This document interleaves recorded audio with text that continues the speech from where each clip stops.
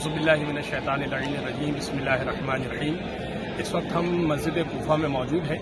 ये वो मस्जिद है कि जो हज़रत आदम के दौर की मस्जिद है। यही वो जगह है कि जहाँ पर अमीरुल मोमिनीन को ज़रबत भी लगाई गई और शहीद किया गया। मौला यहीं पर आकर खुतबात दिया करते थे, जो नहजुल बलागा में मौजूद है।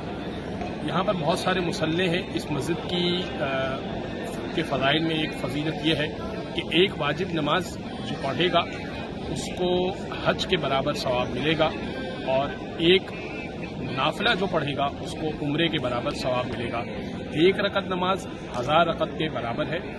हज़रत आदम की तौबा यहीं कबूल हुई, जिब्रील ने मरसिया यहीं पढ़ा, मौला अली अदालत भी इसी जगह पर लगाया करते थे।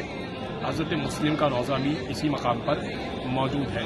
इस मस्जिद की बहुत ज़्यादा फजीलत है। इंशाअल्लाह मज़ीद आपको आपकी खिदमत में अर्ज़ करेंगे।